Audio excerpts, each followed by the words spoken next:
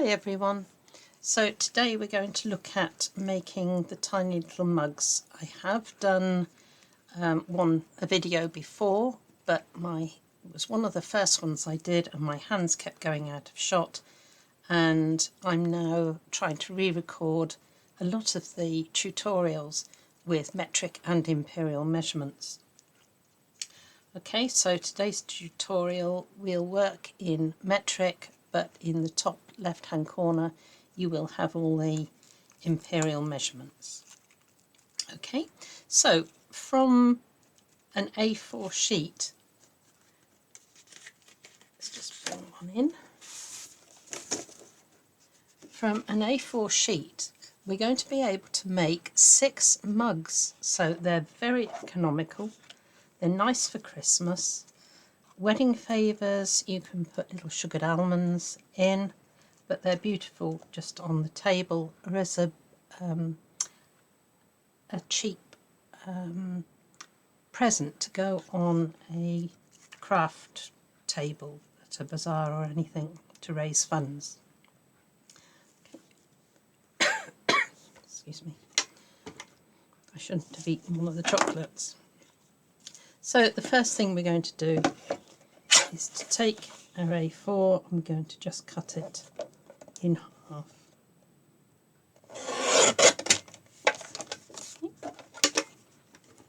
We're going to take a scoreboard, and this one sheet will make 3 mugs.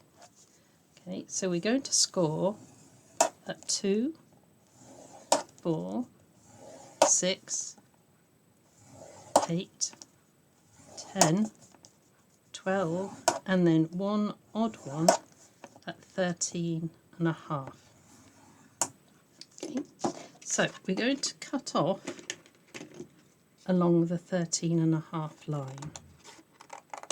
This is going to be kept to do our handles, so don't throw it away. Okay. So there's our handles for the 3 mugs. Okay. We've now got all our score lines there. We're going to turn it at right angles and we're going to score 1.5, 5, 7, and we're going to cut that off.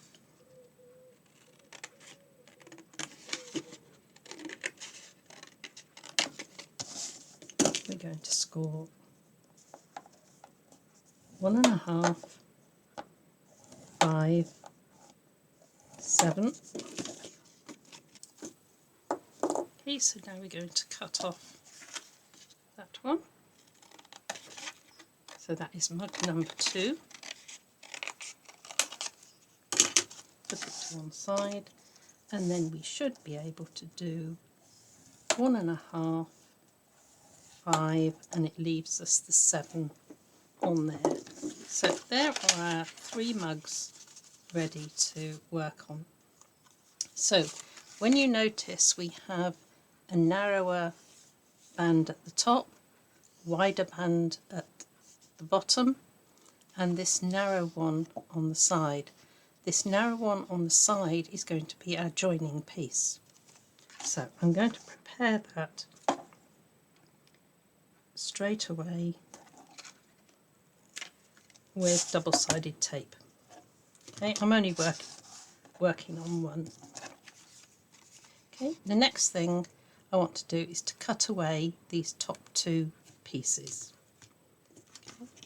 The reason I put the tape going straight on is that I want the double-sided tape right to the very edge here, so I've got no gaps.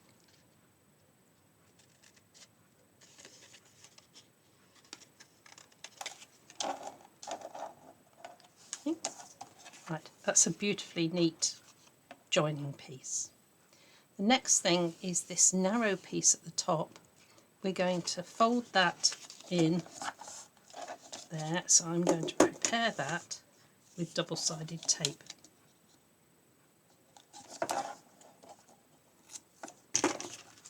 Okay, so that will fold in. that will fold in and this will fold round. So I'm going to give it a quick fold here. There we go. Now we have to do more or less two things together. Okay, so what first thing I'm going to do is to take the double-sided tape off this flap. But what I want to do is only fold down next to this flap here. Okay, I want to leave this open, and you'll see why. If I fold that down and just leave this open, I can take the double-sided tape from here, I can bend it round and I can slot it into there so my seam is beautiful, and then just finish pressing that home. Look at that, that's beautifully finished. Okay, so everything is tucked away. Now we come to this piece here, and I want to just trim at a very slight angle these joining pieces, and then just take a little wedge. You can do this before you fold up, it's fine to do it at any time you're ready.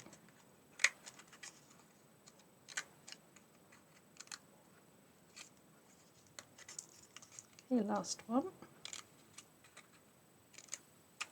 There, so that just gives a little bit of extra give. Now the only other thing that we're going to use is I have punched some circles. One, it will go down the bottom, okay, and then the other one will be on the finished base. So you've got 6 flaps. Okay, I'm going to take first 2, doesn't matter which ones, and bend them forward. Now those 2 need to stick together. Okay, so I'm going to take a little bit of double-sided tape, squash them together. There we go. So I've just fixed that in place.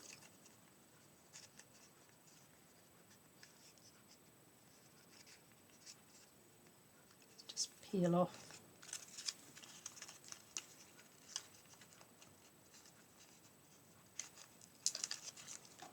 the double-sided, go for another 2 flaps that are opposite and place those so that they join across there. Okay, so I'm going to take a bit more tape,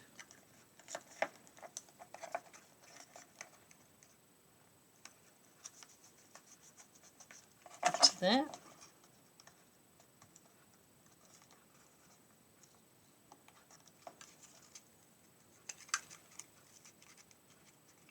If you don't want to use tape, I'll show you an alternative, and that is using hot glue.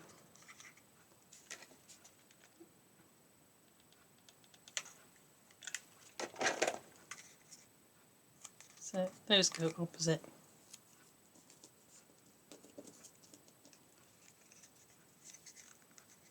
I'll just put my fingers inside and make it a nice shape. Now I'm going to take one of my punch discs, place it inside and push it down, and that's going to hold all the pieces inside. Turn it over, and I'm going to take another one,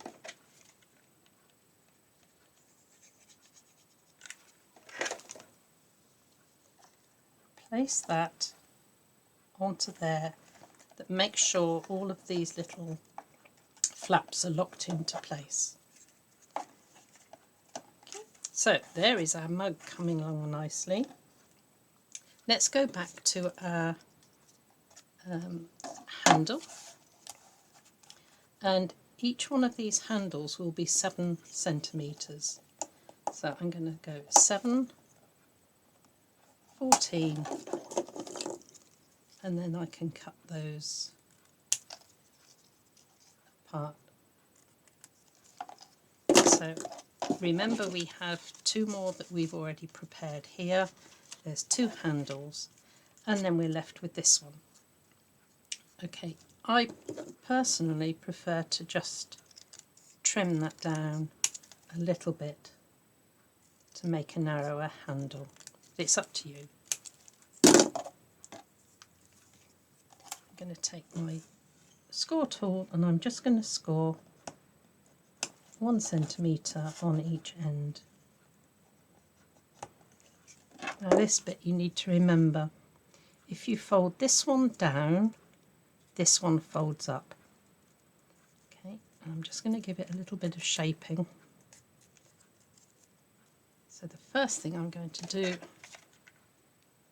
a little bit of hot glue. Take this and it goes straight onto the side of the mug.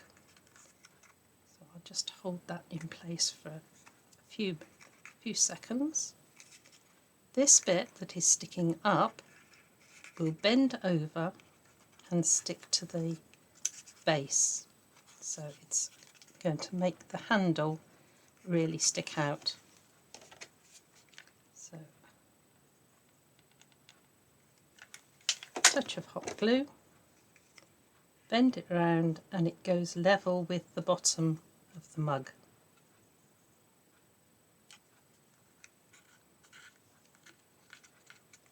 There, so there is our mug complete. Little handle, really firm, and then here we have a white Lindor chocolate. White ones are my favourites, and we just pop that into there. Okay, so that will hang on a Christmas tree, it'll go on a table. But how quick and easy, and for 6 from an A4 sheet, you're going to get an awful lot of mugs from that. Okay, so have fun, God bless, enjoy your crafting.